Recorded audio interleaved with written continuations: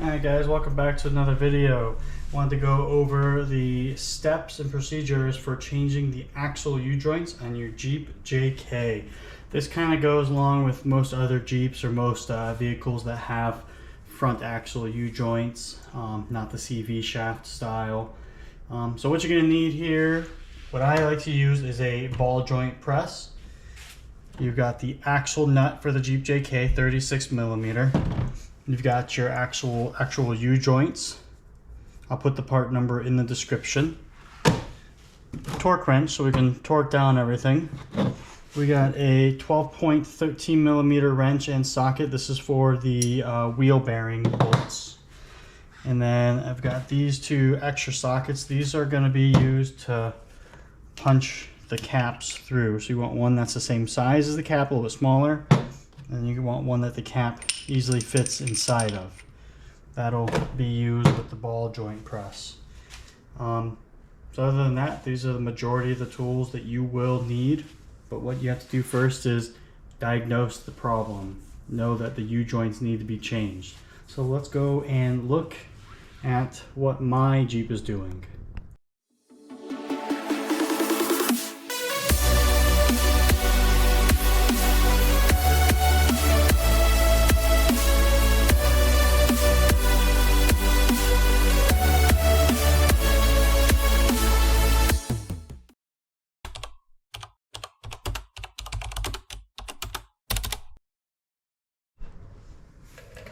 Alright, so if we look here, we've got my front axle U-joint. This is the passenger side. What was happening is when I was, once they were warmed up, I was driving down the road. If I would be going slowly, let's say pulling out of the driveway, I'd get like a ticking sound, but it was very uneven ticking. It was only going with the drive line of the vehicle, not with the motor speed, not the transmission.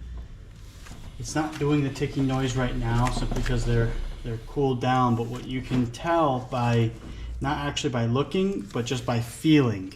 So if you go and feel both sides, you got the axle portion, or you got the axle portion, and then you got the outer hub portion.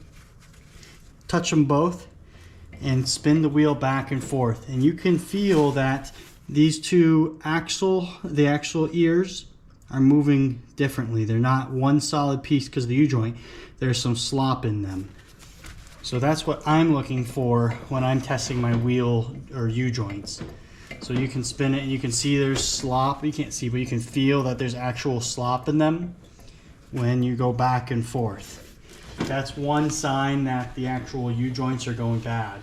I have seen online another sign is when you turn the wheel all the way one side and you give it some gas, the wheel will shimmy back and forth. So it would be going back and forth like this when you're all the way turned. For me, the first sign was really just that ticking noise. It kind of sounded like a dry bearing spinning. So we will get these U-joints pulled out and we will open up the caps and we will see if they actually are dry, if they actually are bad. The biggest issue with U-joints is, let's say they were to go bad. You might think, oh, it's just going to be a little bit sloppy in there, no big deal. I'll just run them until you can, notice more slop or it causes any issues.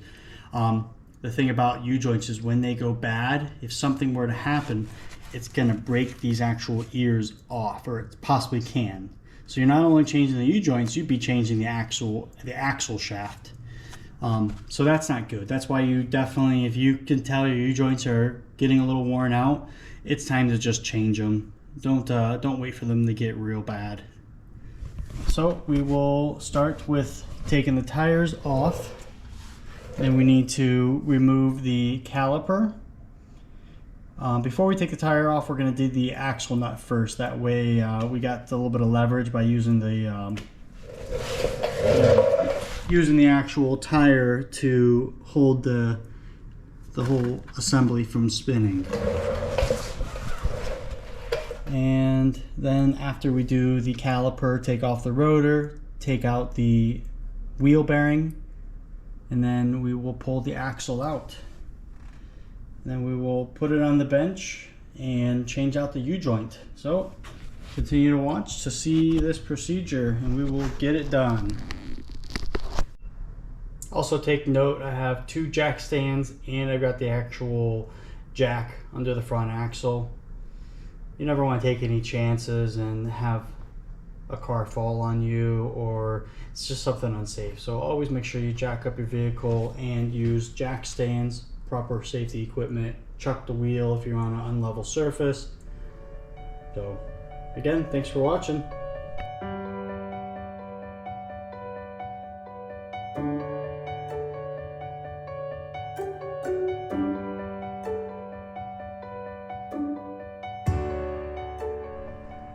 After getting the axle nut off and the wheel and tire off, now you can take these 2 21mm bolts out of here, one here and one here. That way you can take the caliper off.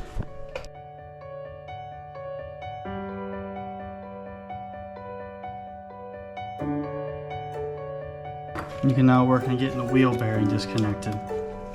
Again, it is a 13mm 12-point socket.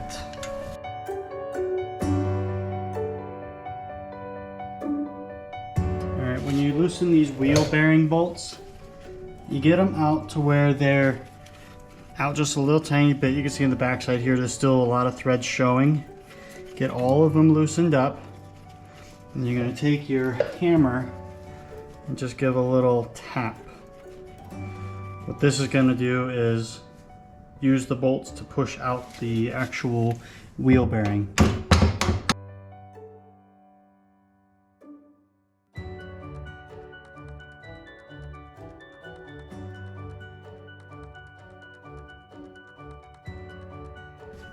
Well supported with the caliper. And then from there you can take out your axle shaft. Be very careful when you're removing this guy. You want to kind of well support it when you're pulling it out.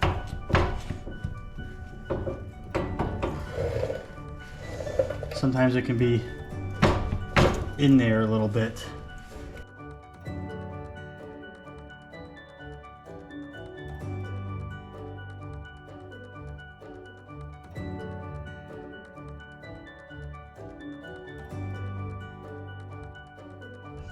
Alright, what we have here is our actual axle and our U-joint. So what holds in the actual U-joint are these little tiny clips we have here, little C-clips.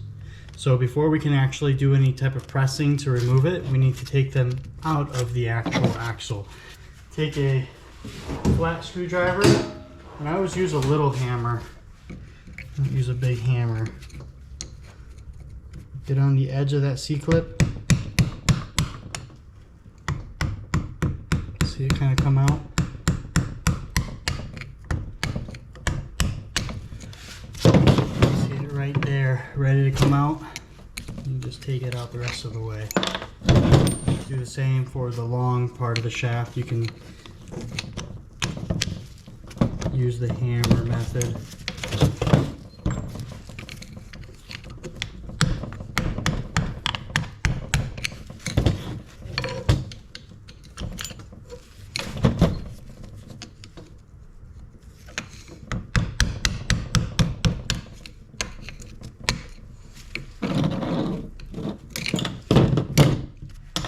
Make sure all 4 C-clips are out.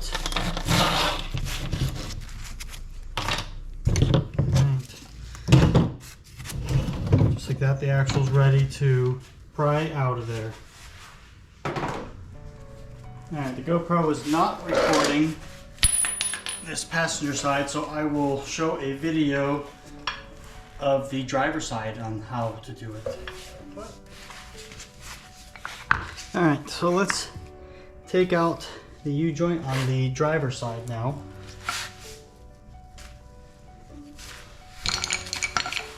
Take your screwdriver, you need to hit out the little C-clips.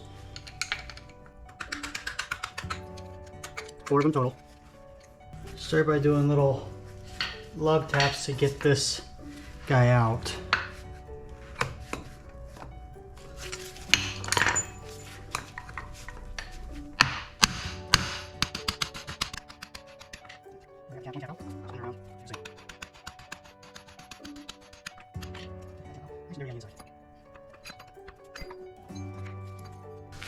I marked the orientation by just scratching it.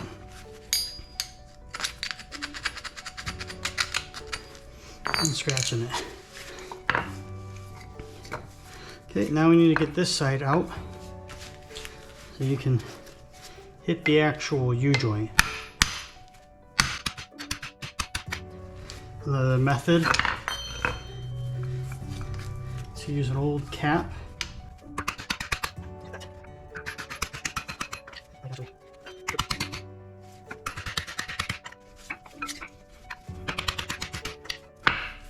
Almost there. And that cap is out. It looks like this one's all the way out too. Not exactly what we wanted. Let's see if we can tap it back in the other way. Yep.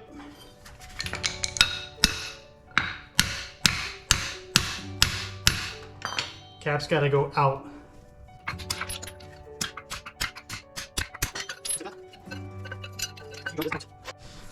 Alright, next thing you want to do is take a little file.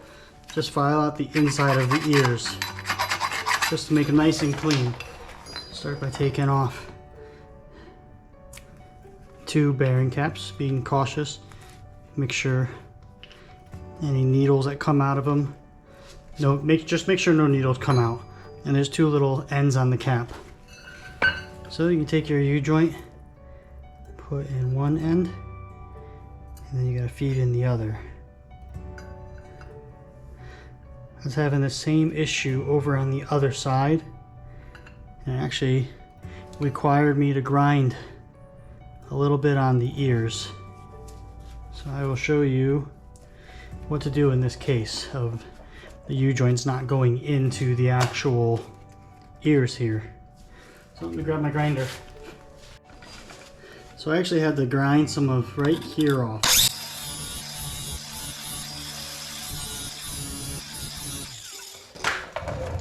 And let's see if that works.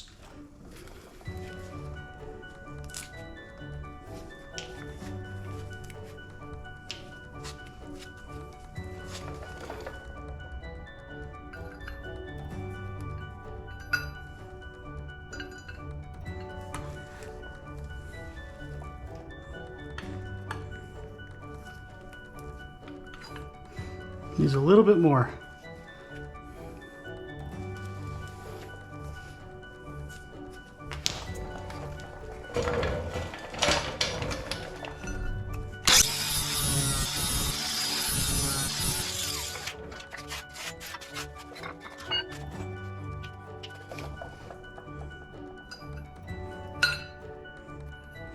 Just like that, it's in. Okay, start by putting one cap on. And the way I do it, there's 2 different ways you can do it. Make sure this actual U-joint stays all the way into the cap.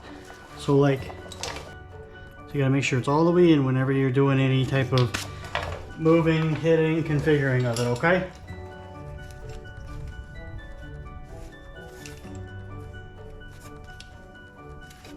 You want to make sure it's going in evenly. This cap.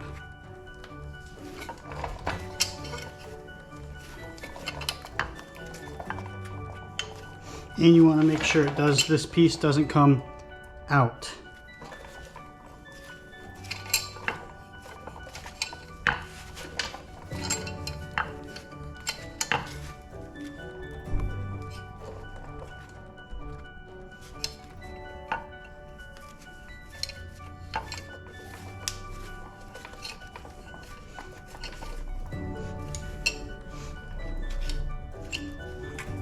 Alright, so that is bottomed out. Still wiggles free, you can move it in and out. Let's say it fell down, fell out of there. All you gotta do is make sure it gently goes back in and it's free moving. So since we're here, we can take one of these C-clips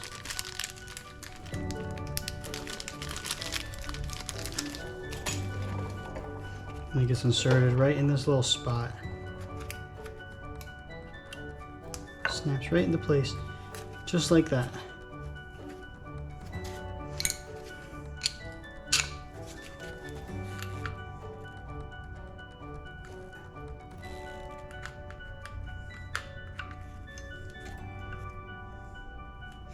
Nice and simple. Then you take your other cap and you start to feed it in here a little bit. And then you can grab the actual U-joint and put it in the middle. First I go all the way to the far side, and I can make sure the cap's going in even. And it is. So then you can take your C-clamp again.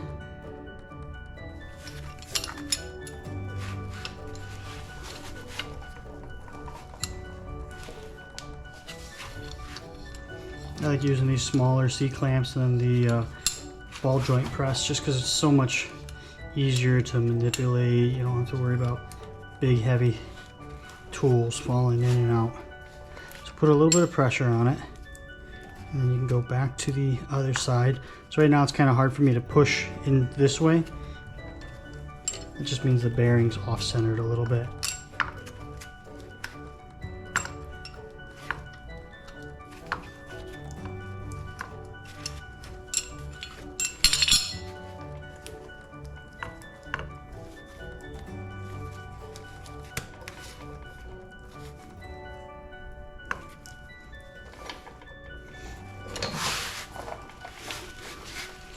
Looks like it's, you just kind of eyeball it.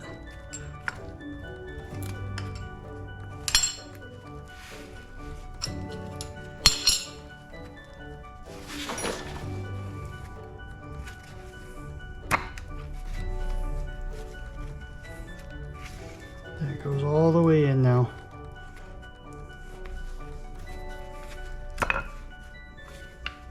And it goes back and forth.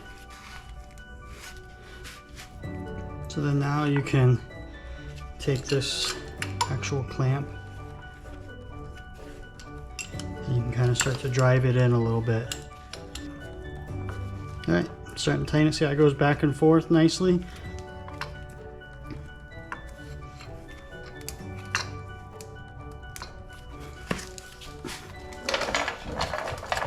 That means all the needle bearings are where you want them.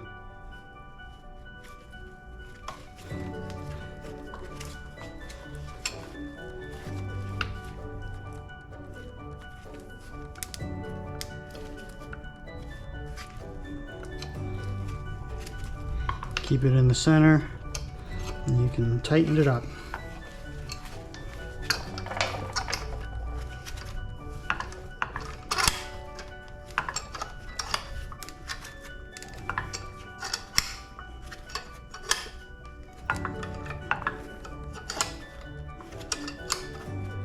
Okay, once it stops,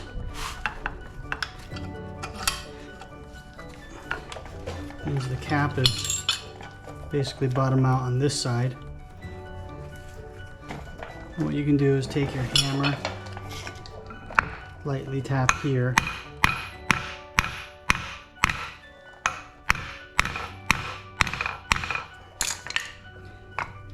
make more room.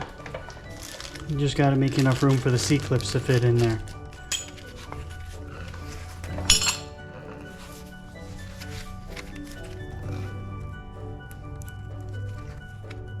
I think we just need a little bit more.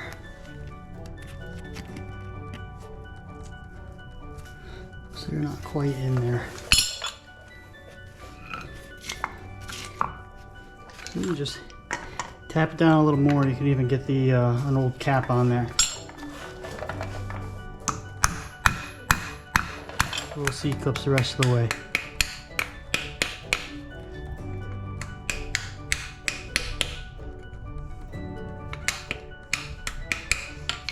Alright. Just like that, one side's done. Let's get the other side of the U-joint in there.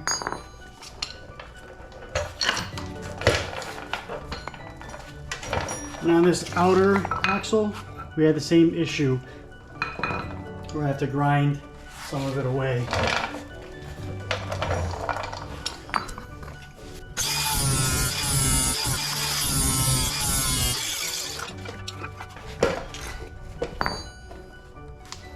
Take out the caps, being extra careful with them. Should fit right in.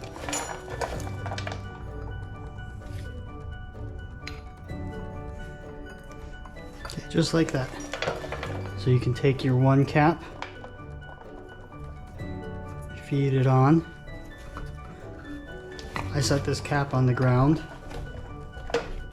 Then I take my hammer and lightly tap the actual axle down.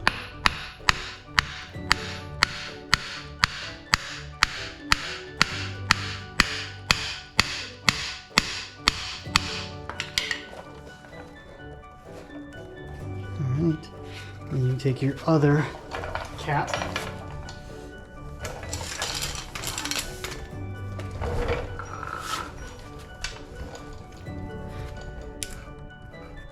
Just be careful moving it over too fast or too much.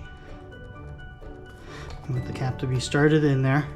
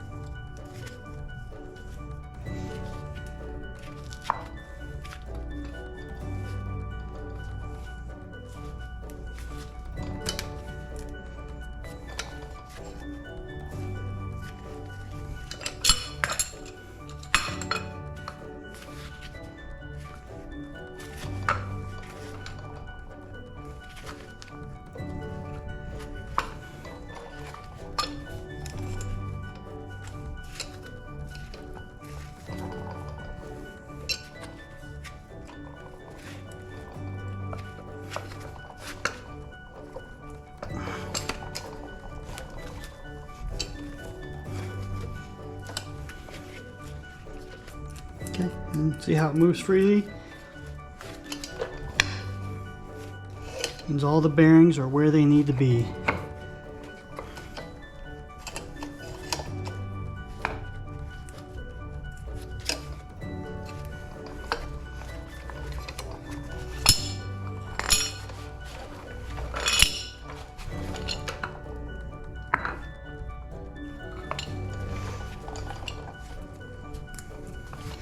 You can actually just take the hammer from here.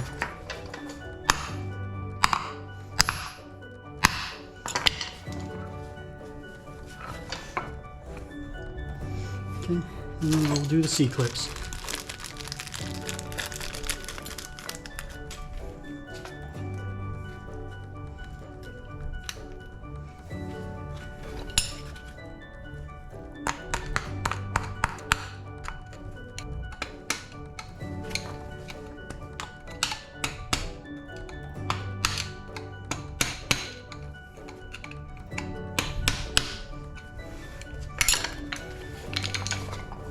Okay, make sure your C-clips are in all the way.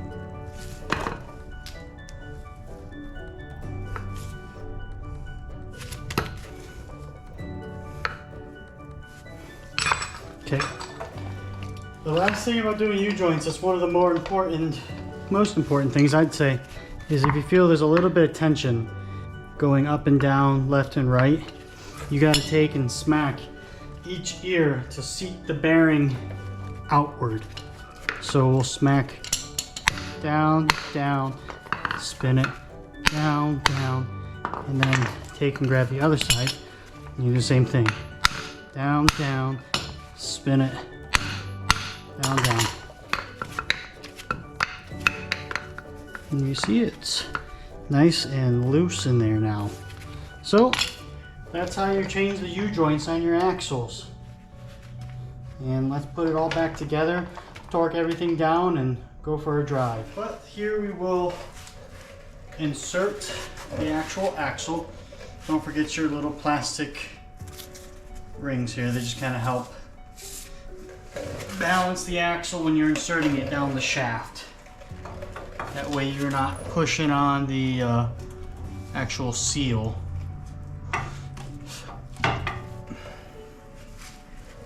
Gives you a little pivot point.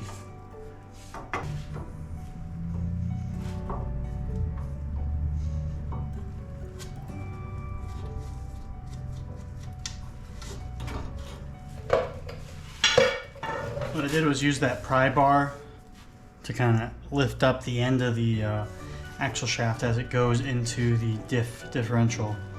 That way it doesn't damage that seal. You can start with installing the wheel bearing. Make sure the dust cover is on there the correct way. On the passenger side, the ABS wire goes towards the front and the top. Take your 3 wheel bearing bolts. These are going to get torqued down to 75 foot-pounds.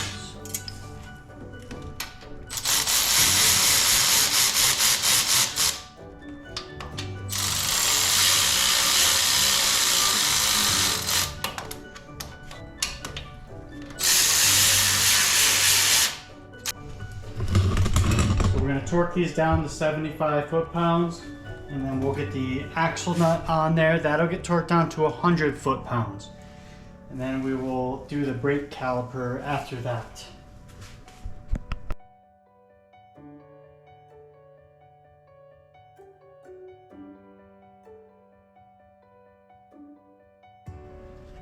Alright, now we need to bolt the caliper bracket back onto here.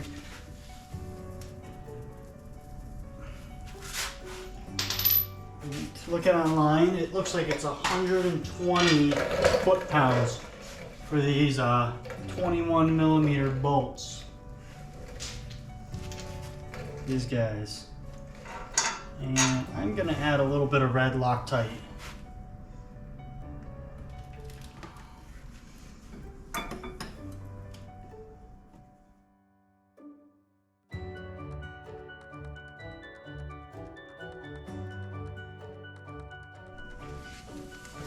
Alright, so I got this side completed, put back together.